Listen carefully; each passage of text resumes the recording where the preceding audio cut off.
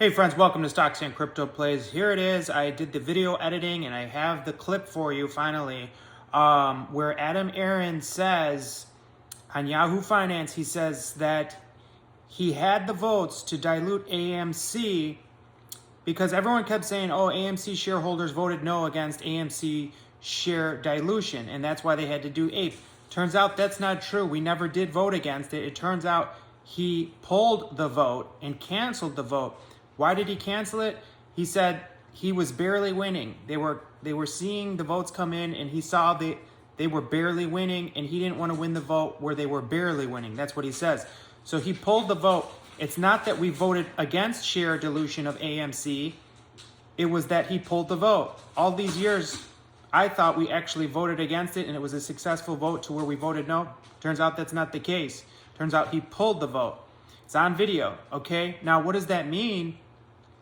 That means, like I've been saying recently, he could have just diluted AMC stock instead of doing the ape scam. And if he sold 100 million shares of AMC stock at $25 per share, that's $2.5 billion of cash, okay, that AMC would have had. But instead, he came up with the ape scam, threw that out on us, split the stock, and what happened was he waited for ape to crash, or he himself helped ape to crash, or he crashed it in collusion with the hedge funds and Antara Capital, and he got it down from over $10 for ape all the way down to $1, and he sold it below market value for 66 cents per share. How many? About 100 million. And he walked away with about $66 million. That's it. $66 million instead of $2.5 billion. And the other proof that I have is that he could have sold the AMC shares and walked away with $2.5 billion if he wanted to. How do I know that? He did that same exact thing right around, I think it was 2020 in that range. 2021, 2020, 2021 in that range. He sold $2 billion with a B, $2 billion of AMC stock, ran out of stock to sell because he hit the 550 million limit, right? Ran out of stock and he didn't sell anymore. But at that time, he sold $2 billion worth. So like I said, if he would have just let the vote get through, approve it, sell 100 million shares, he would have had $2.5 billion of cash, extra new cash, $2.5 billion. But instead, he pulled the vote. Why did he really pull the vote?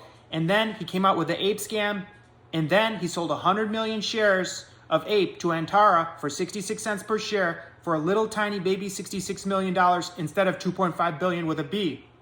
Okay? So was it about paying debt? No, you can't pay debt. You can't pay a $5 billion debt with $66 million, okay? It wasn't about paying debt. It was about helping the naked short sellers cover because they didn't have any real shares to buy. Okay? I've been telling you this for 2 years. Hit like, subscribe, add notifications, share the video with a friend, comment below. What do you think about it all? Where's the proof? Here, stick around. I'm going to play the video clip for you right now, right here, right now. Watch it. Common shares of the company. Now, earlier this year, your shareholders said they didn't want you to issue more common shares. What do you think would make those circumstances change? And would you be able to convince shareholders at some point to convert those shares or to issue more common stock? Well, this is really important, Julie. The shareholders didn't say no, that they did not want us to issue more common stock. It was last summer, May, June, July. We had it out for a shareholder vote. The vote was split. It was actually running favorable in favor of a stock issuance at the time. But it was my opinion, my decision. I pulled the vote. I pulled the tabulation. I took the question off the table. And the reason I did that back then is while we were winning the vote, it was close.